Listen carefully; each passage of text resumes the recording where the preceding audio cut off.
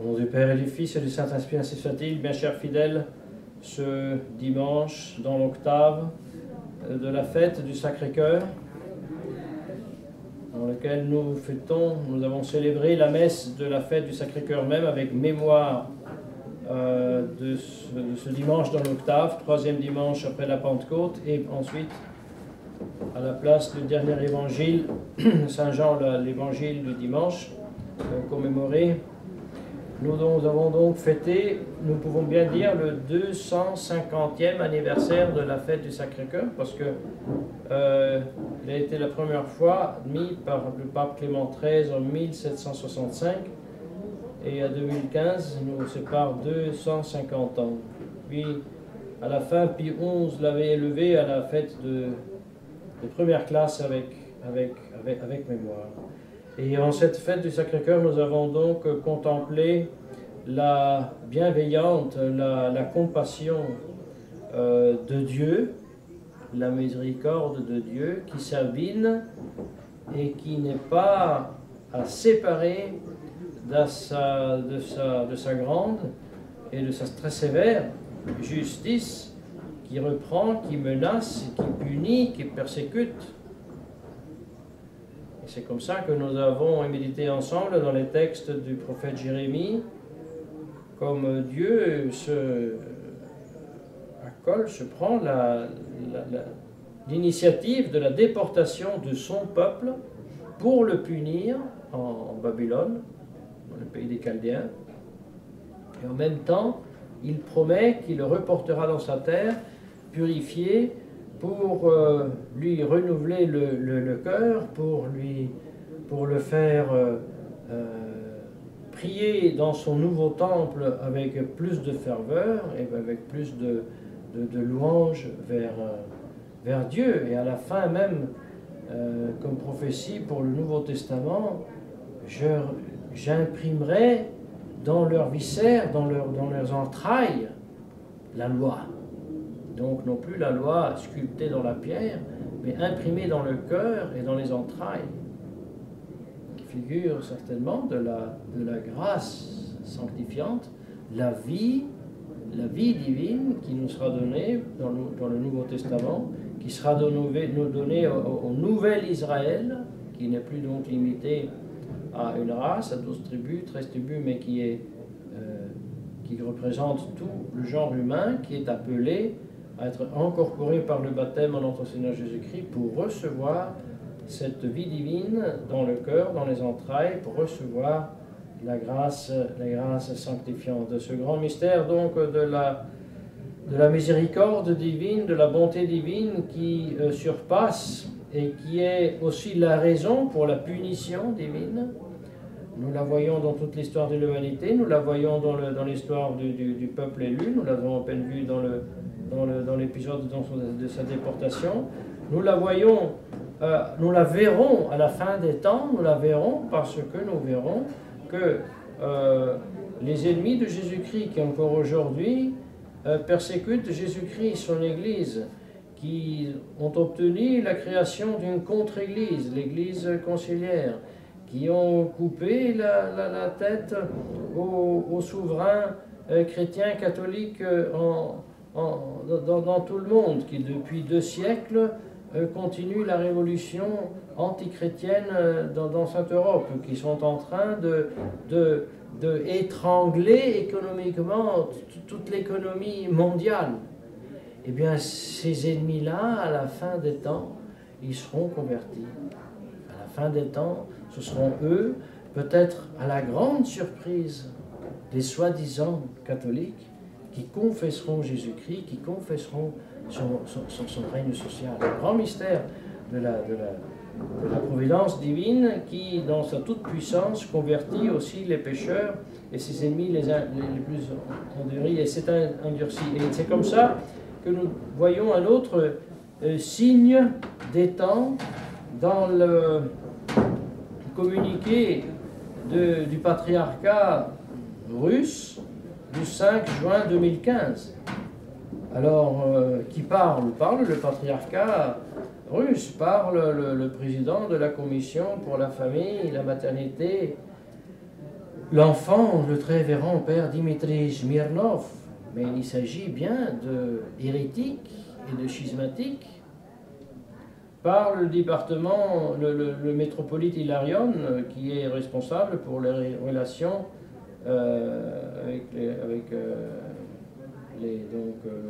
les pays étrangers du même patriarcat, par l'Église orthodoxe de l'Amérique, avec son archiprêtre Jason Kapanadze, et aussi l'Institut orthodoxe américain, sous la plume du père Hans Jacobs. Et bien tout cela, vous voyez, un signe de temps, hérétique et schismatique, ce sont eux qui lèvent la voix, lèvent le ton de la voix, et hurlent saintement contre l'homosexualité, contre la destruction de l'institution de la famille, contre l'euthanasie, contre la prostitution.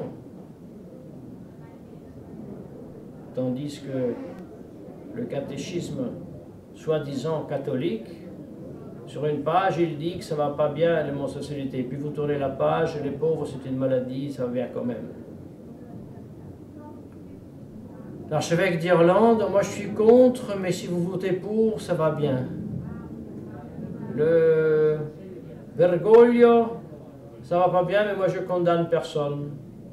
Ah, figurons-nous un chef d'État qui dit nous sommes contre le vol, nous sommes contre la criminalité, mais nous ne poursuivons pas. Il y aura pas de peine, personne ne sera procédé, personne ira en prison.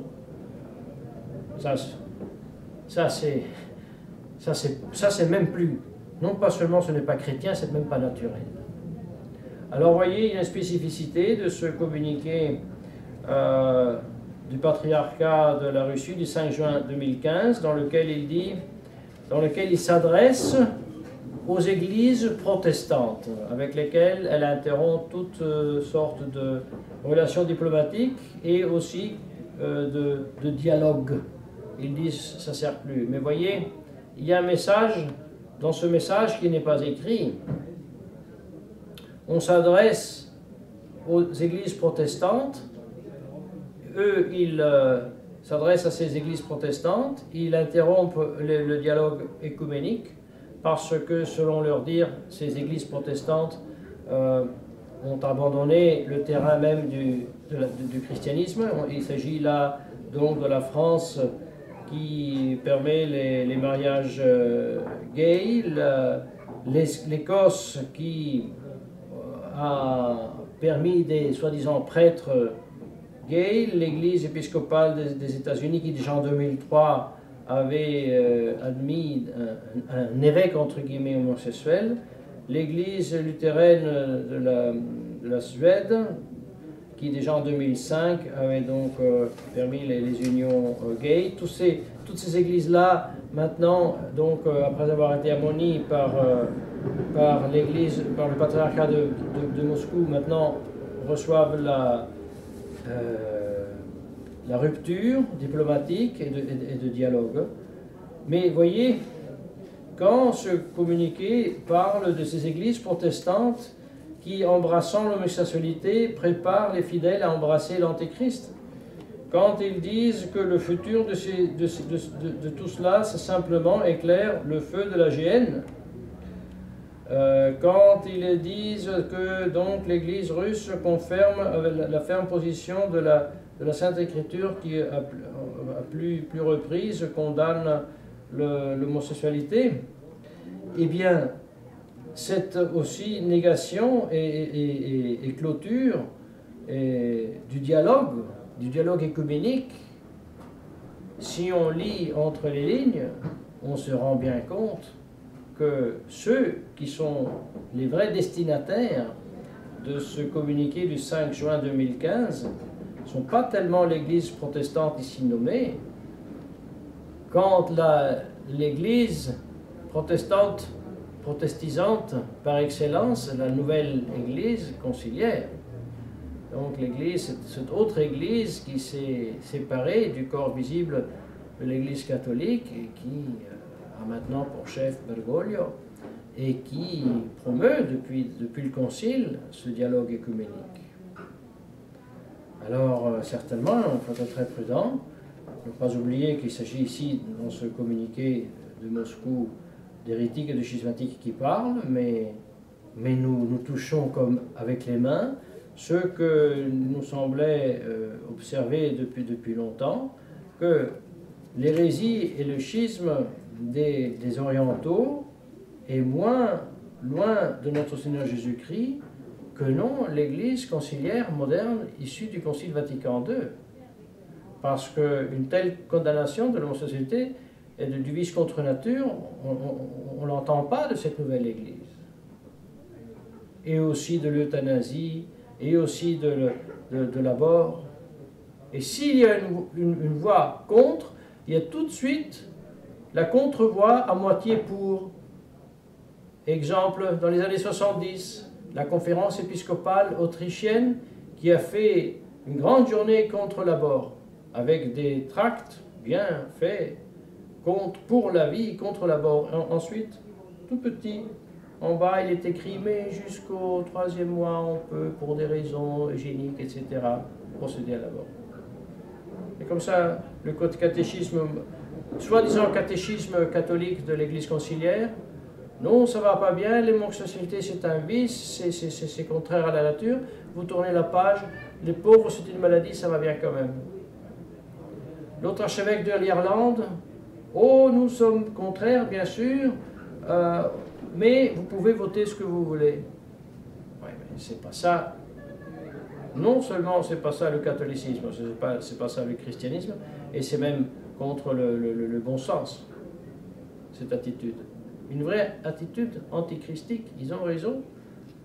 Les schismatiques hérétiques russes dans cette question.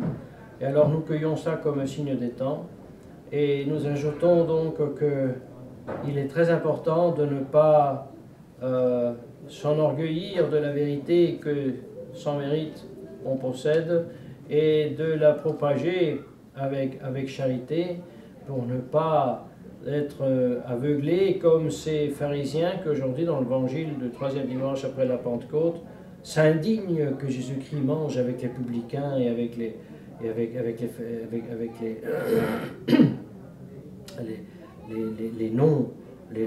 non-juifs, les non-pharisiens.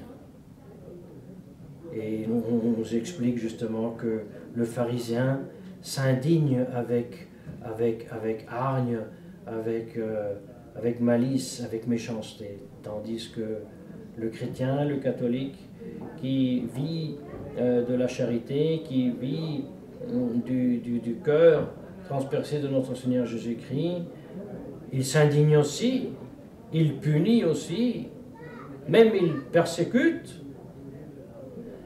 mais dans la charité, dans la tendresse du Père aimant qui, pour éduquer son fils, se voit contraint à des mesures fortes, mais pas par mépris et méchanceté, jamais. Et c'est bien cette démocratie moderne qui a ces traits du phariséisme méprisant et méchant, qui persécute tous ceux qui ne sont pas pour ces pervers droits des homosexuels, qui ne sont pas pour l'abort, qui ne sont pas pour l'euthanasie. Ah, ils sont antidémocratiques, ça c'est des méchants. L'esprit pharisien, méprisant, méchant et plein de malvagité. Alors non, nous demandons à la très sainte Vierge Marie de rester proche, près du Sacré-Cœur de notre Seigneur Jésus-Christ, de nous nourrir de cette blessure de laquelle jaillit l'Église, jaillissent les grâces qui nous sont conférées dans les sacrements et par les sacrements. Demandons donc dans l'Église et à travers la prière et les sacrements de croître dans la foi, dans l'espérance et dans la charité, pour rester charitable même dans la bataille la plus violente, ou même si ce devait être dans le versement de notre propre sang, au nom du Père et du Fils, Saint-Esprit, ainsi soit-il.